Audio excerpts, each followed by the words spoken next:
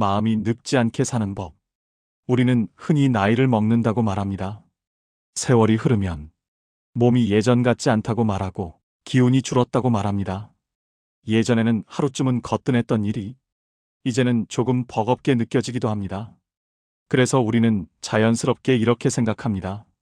나이가 들면 어쩔 수 없는 거라고 말입니다.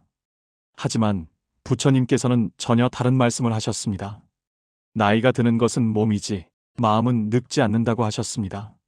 이 말은 마음이 언제나 젊다는 뜻이 아니라 마음은 어떻게 대하느냐에 따라 달라진다는 뜻입니다.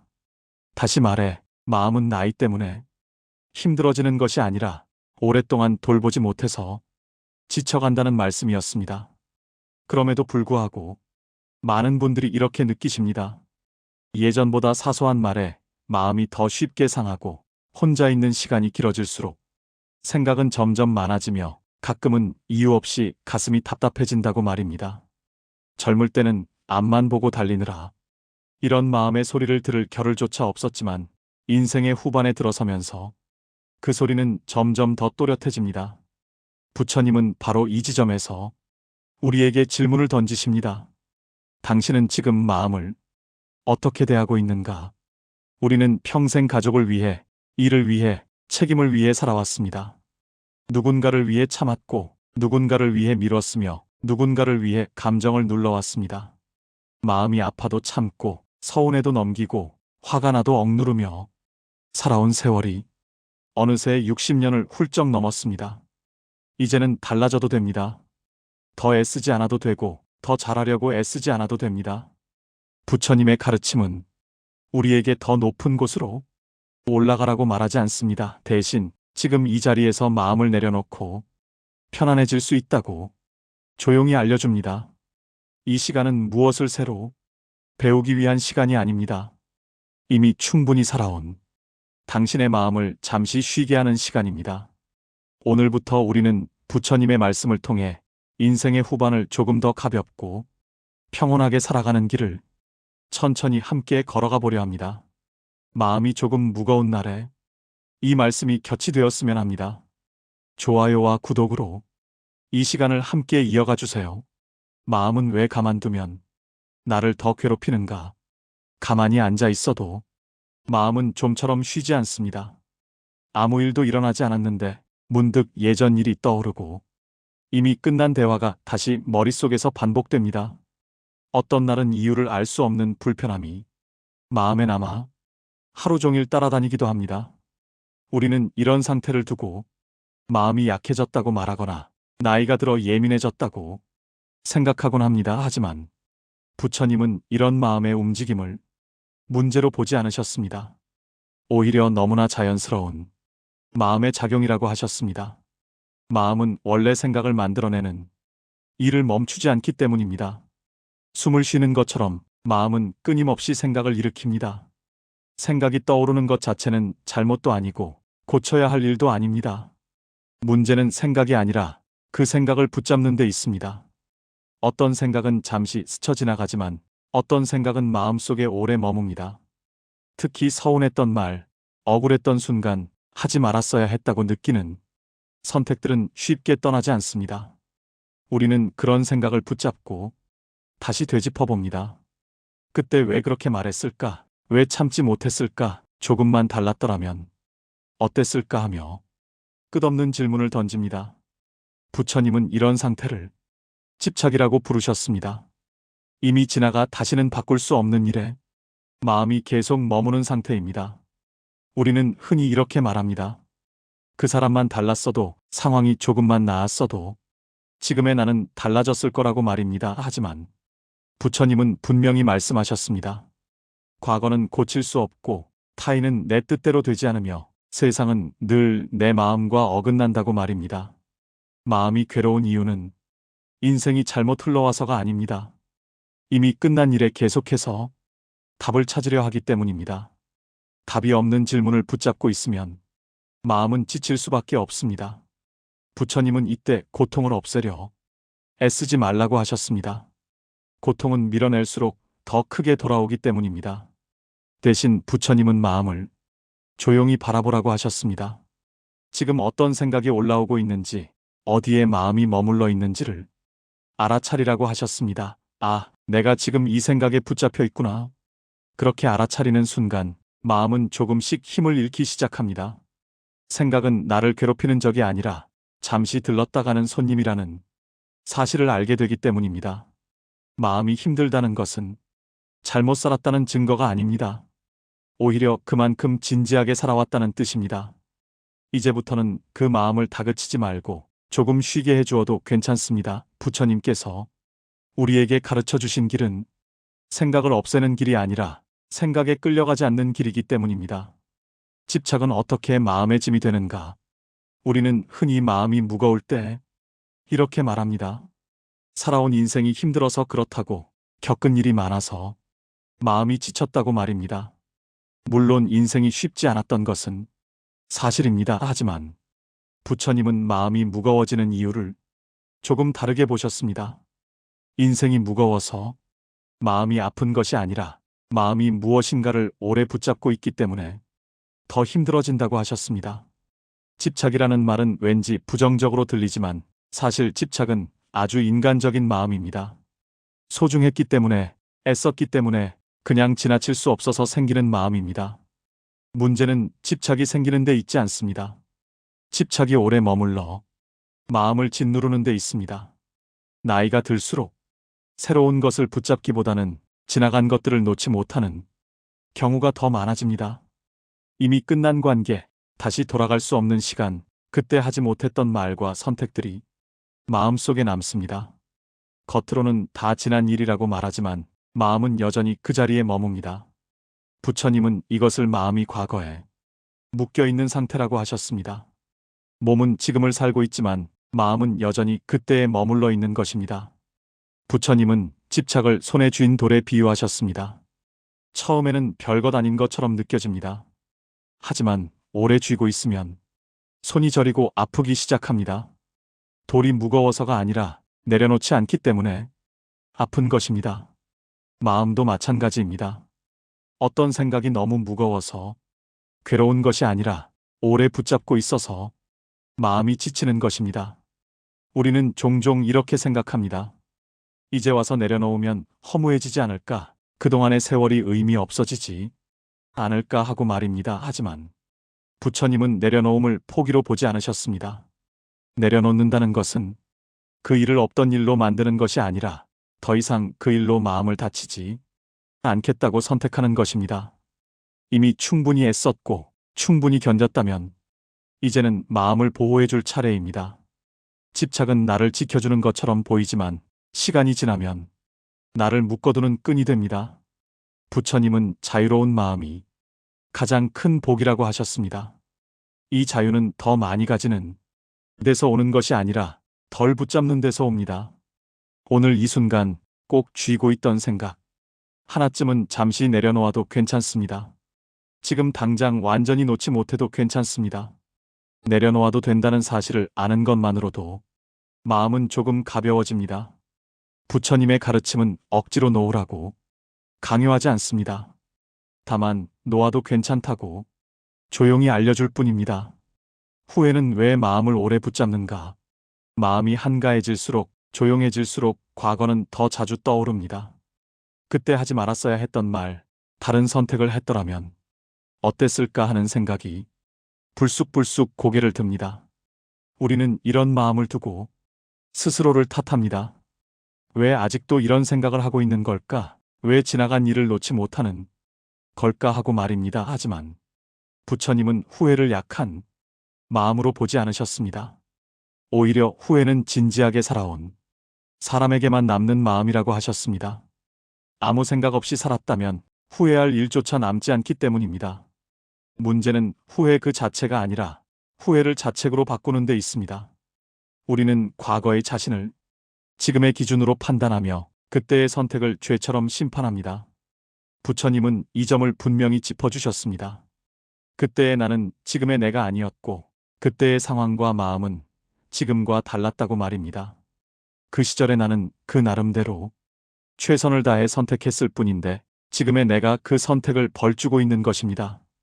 이때 후회는 더 이상 반성이 아니라 마음을 해치는 칼이 됩니다. 부처님은 과거를 다시 붙잡으려 하지 말고 과거가 이미 지나갔다는 사실을 있는 그대로 인정하라고 하셨습니다. 인정은 체념이 아니라 현실을 바로 보는 지혜입니다. 이미 끝난 일은 마음속에서만 계속되고 있을 뿐 지금의 현실에는 존재하지 않습니다. 그런데도 우리는 마음속 그림자를 실제처럼 붙잡고 스스로를 괴롭힙니다. 후회가 올라올 때 부처님은 이렇게 하라고 하셨습니다. 그때의 나에게 말을 걸어보라고 하셨습니다. 그때도 충분히 애썼고 그때 할 수 있는 만큼 했다고 말해주라고 하셨습니다. 이 말 한마디가 마음에 남아있던 날카로운 모서리를 조금씩 닳게 합니다. 과거를 용서하지 못하면 현재의 마음도 쉴 수 없습니다. 부처님의 가르침은 과거를 지우는 것이 아니라 과거와 화해하는 길입니다. 후회는 평생 짊어져야 할 짐이 아니라 이제 내려놓아도 되는 마음의 그림자일 뿐입니다. 오늘 이 순간에도 후회가 떠오른다면 그것을 밀어내려 하지 마십시오. 그냥 알아차리십시오. 그리고 조용히 말해주십시오. 그때의 나도 충분히 애썼다고. 그 말이 마음을 조금 더 부드럽게 만들어줄 것입니다. 외로움은 왜 더 크게 느껴지는가? 나이가 들수록 문득 마음이 텅 빈 것처럼 느껴질 때가 있습니다. 하루 종일 아무와도 말을 섞지 않은 날, 집안이 유난히 조용하게 느껴지는 밤, 이런 순간에 외로움은 조용히 마음을 건드립니다. 우리는 이런 마음을 두고 이렇게 말합니다. 예전에는 이렇지 않았는데 왜 요즘은 이렇게 외로워졌을까 하고 말입니다. 젊을 때는 늘 사람 속에 있었습니다. 가족과 직장, 해야 할 일과 책임이 끊이지 않았고 혼자 있을 틈조차 없었습니다. 그래서 외로움을 느낄 시간도 없었습니다. 하지만 인생의 후반으로 갈수록 사람은 하나둘 줄어들고 자연스럽게 혼자 있는 시간이 늘어납니다. 이 변화는 누구에게나 찾아오지만 우리는 이 시간을 실패처럼 받아들이곤 합니다. 부처님은 외로움을 잘못된 상태로 보지 않으셨습니다. 오히려 외로움은 인연이 정리되는 자연스러운 과정이라고 하셨습니다. 만남이 있으면 헤어짐이 있고 모였다가 흩어지는 것이 삶의 이치라는 것입니다. 문제는 혼자 있는 시간이 아니라 혼자 있는 자신을 인정하지 못하는 마음에 있습니다.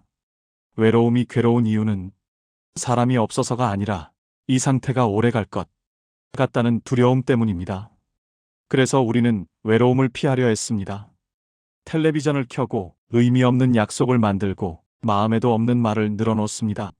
하지만 부처님은 외로움을 억지로 채우지 말라고 하셨습니다.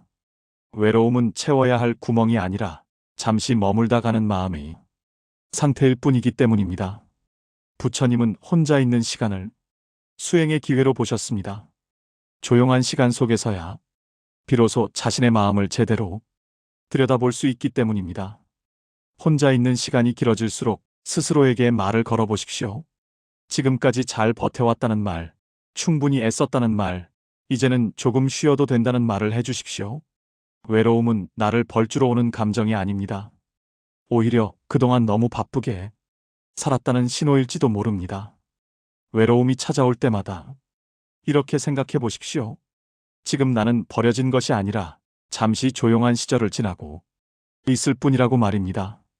그 생각 하나만으로도 마음은 조금 덜 쓸쓸해질 수 있습니다. 부처님의 가르침은 외로움을 없애는 것이 아니라 외로움과 함께 평안해지는 길을 알려줍니다. 외로움이 더 이상 나를 밀어내는 감정이 아니라 나를 돌아보게 하는 시간이 될 수 있습니다. 화는 왜 나를 더 지치게 만드는가? 나이가 들수록 감정이 예전 같지 않다고 느낄 때가 있습니다. 별일 아닌 말에도 마음이 크게 흔들리고 사소한 상황에서도 화가 불쑥 올라옵니다. 우리는 이런 모습을 보며 스스로를 탓합니다. 왜 점점 더 예민해지는 걸까? 성격이 나빠진 건 아닐까 하고 말입니다. 하지만 부처님은 화를 성격의 문제로 보지 않으셨습니다. 화는 갑자기 생겨나는 감정이 아니라 오랫동안 쌓여온 마음이 겉으로 드러난 모습이라고 하셨습니다. 다시 말해 화의 뿌리는 억울함입니다. 이해받지 못했다고 느낀 마음, 참아왔던 감정들이 제때 풀리지 못하고 쌓여 있다가 화의 형태로 나타나는 것입니다. 젊을 때 우리는 화를 참는 법을 먼저 배웁니다. 어른답게 책임감 있게 상황을 생각하며 감정을 눌러왔습니다. 그때는 참는 것이 가능했지만 세월이 흐를수록 마음속에 쌓인 감정은 점점 무거워집니다. 그래서 이제는 작은 자극에도 쉽게 반응하게 됩니다. 이것은 성격이 나빠진 것이 아니라 더 이상 억누를 힘이 줄어들었기 때문입니다. 부처님은 화를 두 가지 방식으로 다루지 말라고 하셨습니다. 하나는 꾹 참는 것이고 다른 하나는 한꺼번에 터뜨리는 것입니다. 참는 화는 안으로 쌓여 몸과 마음을 병들게 하고 터뜨린 화는 관계를 상하게 하기 때문입니다. 부처님이 가르쳐 주신 길은 그 중간에 있습니다. 화를 억누르지도 말고 쏟아내지도 말고 바라보는 것입니다. 화가 올라오는 순간 그 화 뒤에 어떤 마음이 있는지 살펴보십시오. 무시당했다고 느낀 마음, 알아주지 않아. 서운한 마음, 당연히 받아야 할 것을 받지 못했다고 느낀 마음이 숨어 있을 것입니다. 그 마음을 알아차리는 순간 화는 조금씩 힘을 잃기 시작합니다. 부처님은 감정은 알아차려지는 순간 변하기 시작한다고 하셨습니다. 부처님은 화를 불에 비유하셨습니다. 화를 품고 사는 것은 불을 들고 남을 해치려다 내가 먼저 되는 것과 같다고 하셨습니다. 그래서 화가 날수록 상대를 바꾸려 하지 말고 내 마음을 먼저 보호하라고 하셨습니다. 지금 이 화가 나에게 어떤 상처를 남기고 있는지를 바라보는 것, 그것이 화를 다스리는 첫걸음입니다. 화는 없어져야 할 적이 아닙니다. 오히려 내 마음이 어디에서 아파하고 있는지를 알려주는 신호입니다. 그 신호를 무시하지 않고 조용히 들어주는 것만으로도 마음은 한결 부드러워질 수 있습니다. 부처님의 가르침은 화를 없애는 법이 아니라 화에 끌려가지 않는 법을 알려줍니다. 가족과의 관계에서 마음을 지키는 법. 가족은 가장 가까운 존재이지만 마음을 가장 많이 흔드는 존재이기도 합니다. 특히 나이가 들수록 가족에게서 받는 말 한마디, 행동 하나가 오래 마음에 남습니다. 내가 이렇게까지 해줬는데 왜 저렇게밖에 하지 않을까 하는 생각이 들 때도 있습니다. 겉으로는 말하지 않지만 마음속에서는 서운함이 차곡차곡 쌓여갑니다. 부모로서, 배우자로서 우리는 오랫동안 참고 양보하며 살아왔습니다. 가족이기 때문에 이해해야 한다고, 가족이기 때문에 먼저 물러서야 한다고 스스로를 설득해 왔습니다. 그러다 보니 마음 한편에는 이런 생각이 남습니다. 이 정도면 알아줘야 하지 않나, 내 마음도 좀 헤아려줘야 하지 않나 하는 기대 말입니다. 하지만 이 기대는 말로 하지 않아도 알아주길 바라는 마음이기에 어긋날 때마다 상처로 돌아옵니다. 부처님은 가족관계를 아주 현실적으로 보셨습니다. 부모와 자식, 부부 사이라 해도 결국은 각자의 삶을 살아가는 존재라고 하셨습니다. 내 자식이라고 해서 내 마음대로 살게 할 수 없고 내 가족이라고 해서 내 기대를 채워줄 의무가 있는 것도 아니라고 하셨습니다. 이 말씀은 차갑게 들릴 수 있지만 사실은 마음을 지키기 위한 지혜에 가깝습니다. 우리는 종종 사랑과 집착을 구분하지 못합니다. 사랑이라는 이름으로 상대를 붙잡고 기대라는 이름으로 마음을 맡깁니다. 하지만 부처님은 사랑하되 집착하지 말라고 하셨습니다. 사랑은 상대를 있는 그대로 두는 것이고 집착은 상대를 내 마음대로 바꾸려는 것입니다. 이 둘을 혼동할 때 가족관계는 가장 깊은 상처가 되기도 합니다. 가족에게서 인정받고 싶은 마음은 아주 자연스럽습니다. 그동안의 희생과 노력을 알아주길 바라는 마음도 당연합니다. 그러나 부처님은 남에게서 인정을 구하는 마음이 클수록 스스로를 더 외롭게 만든다고 하셨습니다. 누군가 알아주기를 기다리기보다 내가 나 자신을 먼저 인정해주는 것이 중요하다고 하셨습니다. 가족관계에서 마음을 지키는 방법은 거리를 끊는 것이 아닙니다. 기대의 크기를 조금 줄이는 것입니다. 사랑은 유지하되 마음의 줄은 느슨하게 하는 것입니다. 그러면 상대의 말과 행동이 내 마음을 덜 흔들게 됩니다. 부처님은 이것을 무정함이 아니라 나와 상대를 모두 살리는 지혜라고 하셨습니다. 가족을 사랑하지 말라는 말이 아닙니다. 다만 사랑하면서도 나 자신을 잃지 말라는 말씀입니다. 가족 때문에 마음이 무너진다면 그 사랑은 이미 나를 아프게 하고 있는 것입니다. 부처님의 가르침은 가족과 멀어지라는 것이 아니라 가족 속에서도 내 마음을 지키며 살아가는 길을 알려줍니다. 불안과 두려움은 왜 마음을 놓아주지 않는가? 인생의 후반으로 갈수록 마음 한편에 자주 떠오르는 감정이 있습니다.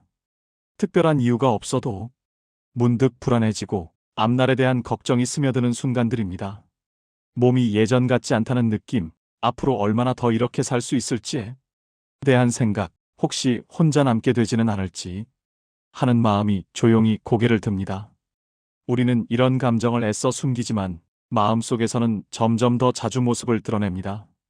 젊을 때는 미래를 생각할 여유조차 없었습니다. 하루를 살아내는 것만으로도 벅찼기 때문입니다. 하지만 시간이 느려질수록 마음은 자꾸 앞을 내다봅니다. 아직 오지 않은 일을 미리 당겨와 걱정하고 일어나지도 않은 상황을 머릿속에서 여러 번 겪습니다. 부처님은 이런 마음을 두고 사람이 2번 고통받는다고 하셨습니다. 한 번은 실제로 일어나는 일로, 또 한 번은 아직 오지 않은 일을 미리 겪으면서 받는 고통이라고 하셨습니다. 부처님은 불안을 미래의 병이라고 하셨습니다. 불안은 지금 이 순간에서 벗어나 있을 때 생긴다고 하셨습니다. 숨 쉬고 있는 이 순간, 발이 땅에 닿아 있는 이 순간에는 사실 큰 문제가 없습니다. 그런데 마음이 미래로 달려가면서 불안은 점점 커집니다. 그래서 부처님은 늘 지금 이 자리로 돌아오라고 하셨습니다. 특히 많은 분들이 말로 꺼내지 못하고 품고 있는 두려움이 있습니다. 바로 죽음에 대한 두려움입니다. 부처님은 죽음을 끝으로 보지 않으셨습니다. 태어남이 있으면 사라짐이 있고 모였다가 흩어지는 것이 자연의 이치라고 하셨습니다. 죽음은 실패도 벌도 아니라 변화의 한 과정일 뿐이라고 하셨습니다. 죽음이 두려운 이유는 그 순간보다도 통제할 수 없다는 사실을 받아들이기 어렵기 때문입니다. 부처님은 인간이 통제할 수 있는 것은 많지 않다고 분명히 말씀하셨습니다. 내 몸, 내 감정, 내 인연조차도 영원히 붙잡을 수는 없다고 하셨습니다. 이 사실을 인정하는 것이 무력함이 아니라 지혜의 시작이라고 하셨습니다. 부처님은 두려움을 없애려 하지 말라고 하셨습니다. 두려움은 밀어낼수록 더 강해지기 때문입니다. 대신 두려움이 올라오는 것을 알아차리라고 하셨습니다. 아, 지금 내가 미래를 붙잡고 있구나 하고 말입니다. 그렇게 알아차리는 순간 두려움은 더 이상 나를 끌고 가지 못합니다. 오늘 하루를 무사히 살아냈다면 그것으로 충분합니다. 부처님의 가르침은 내일을 완벽하게 준비하라는 말이 아니라 오늘을 온전히 살아내라는 말씀입니다. 하루하루를 그렇게 살아가다 보면 불안과 두려움도 서서히 힘을 잃게 됩니다. 지금 이 순간에 머무는 연습이야말로 마음을 가장 단단하게 지켜주는 수행입니다. 알아차림은 마음을 가장 먼저 쉬게 한다. 지금까지 우리는 마음을 괴롭히는 여러 감정들을 함께 살펴보았습니다. 집착과 후회, 외로움과 화, 그리고 불안과 두려움까지. 그렇다면 이런 마음들을 우리는 어떻게 해야 할까요? 없애야 할까요? 참고 견뎌야 할까요? 아니면 더 강해져야 할까요? 많은 분들이 마음을 다스린다고 하면 무언가를 고쳐야 한다고 생각합니다. 마음이 이렇게 흔들리면 안 된다고, 이 정도는 이겨내야 한다고 스스로를 다그칩니다. 하지만 부처님은 전혀 다른 말씀을 하셨습니다. 마음을 고치려 하지 말고 먼저 마음을 보라고 하셨습니다. 부처님이 가장 중요하게 여긴 수행은 특별한 기술이나 대단한 노력이 아니었습니다. 지금 이 순간 내 마음이 어떤 상태인지 알아차리는 것이었습니다. 마음은 없애야 할 대상이 아니라 이해해야 할 대상이기 때문입니다. 우리는 감정이 올라오면 곧바로 반응합니다. 화가 나면 이유를 따지고, 서운하면 상대를 떠올리고, 불안해지면 미래를 생각합니다. 그러는 사이 마음은 더 멀리 끌려갑니다. 부처님은 이때 잠시 멈추라고 하셨습니다. 그리고 이렇게 말해보라고 하셨습니다. 아, 지금 화가 올라오는구나. 아, 지금 마음이 좀 무겁구나. 이 짧은 한마디가 마음의 흐름을 바꾸기 시작합니다. 알아차림은 감정을 키우지 않습니다. 싸우지도 않고 밀어내지도 않습니다. 그냥 비추기만 합니다. 햇빛이 얼음을 녹이듯 알아차림은 굳어있던 마음을 천천히 풀어줍니다. 화를 없애려고 애쓰지 않아도 되고, 불안을 밀어내려 하지 않아도 됩니다. 알아차리는 순간, 마음은 이미 이전과는 다른 자리에 서 있게 됩니다. 부처님은 수행은 특별한 시간에만 하는 것이 아니라고 하셨습니다. 앉아서 명상할 때만이 아니라 걷는 동안에도, 밥을 먹으면서도, 설거지를 하면서도 마음을 볼 수 있다고 하셨습니다. 오늘 하루를 돌아보며 어떤 생각에 가장 오래 머물렀는지, 어떤 감정이 자주 올라왔는지를 가만히 살펴보는 것만으로도 충분한 수행이 됩니다. 완벽하게 하려고 애쓰지 않아도 됩니다. 하루에 몇 번만이라도 내 마음을 한 발짝 떨어져 바라볼 수 있다면 그것으로 충분합니다. 마음은 단번에 바뀌지 않지만 바라보는 연습을 할수록 덜 끌려가게 됩니다. 부처님은 작은 알아차림이 쌓여 삶 전체를 바꾼다고 하셨습니다. 마음을 다스린다는 것은 감정을 통제하는 것이 아닙니다. 감정에 휘둘리지 않는 힘을 기르는 것입니다. 그 힘은 애씀에서 나오지 않고 알아차림에서 나옵니다. 지금 이 순간 내 마음을 바라보고 있다면 이미 그 길 위에 서 있는 것입니다. 이만하면 충분히 잘 살아왔다. 이제 이 이야기를 마무리할 시간입니다. 여기까지 함께 오시면서 어떤 마음이 가장 많이 떠오르셨습니까? 후회였을 수도 있고 외로움이었을 수도 있으며 그동안 말하지 못하고 마음속에만 묻어두었던 감정이었을지도 모릅니다. 인생의 후반에 들어서면 우리는 자주 스스로에게 묻게 됩니다. 나는 과연 잘 살아온 걸까 하고 말입니다. 돌이켜보면 완벽했던 날보다 버텨냈던 날이 더 많았을 것입니다. 기쁘기보다는 책임이 앞섰고 나 자신보다 가족과 삶이 먼저였던 시간이 훨씬 길었습니다. 아무도 알아주지 않아도 묵묵히 감당해온 날들이 쌓여 지금의 내가 되었습니다. 그래서 마음에 남은 아픔도 지우지 못한 감정도 어쩌면 너무나 자연스러운 결과일지 모릅니다. 부처님은 그런 삶을 실패라고 부르지 않으셨습니다. 아픔이 남아있다는 것은 그만큼 진심으로 살았다는 증거라고 하셨습니다. 마음이 흔들린다는 것은 인생을 대충 살지 않았다는 뜻이라고 하셨습니다. 지금까지의 삶을 부족함으로만 바라보지 않아도 됩니다. 이미 충분히 애썼고 이미 충분히 견뎌왔기 때문입니다. 이제는 조금 느리게 살아도 괜찮습니다. 더 이루지 않아도 되고 더 증명하지 않아도 됩니다. 부처님은 지금 이 순간을 온전히 살아내는 것이 가장 큰 수행이라고 하셨습니다. 오늘 하루를 무사히 살아낸 것, 그것 하나만으로도 당신의 삶은 이미 의미 있습니다. 지금 이 자리에서 스스로에게 조용히 말해주셔도 좋겠습니다. 이만하면 충분히 잘 살아왔다고 말입니다. 그 한마디가 남은 인생을 조금 더 가볍고 평온하게 만들어줄 것입니다.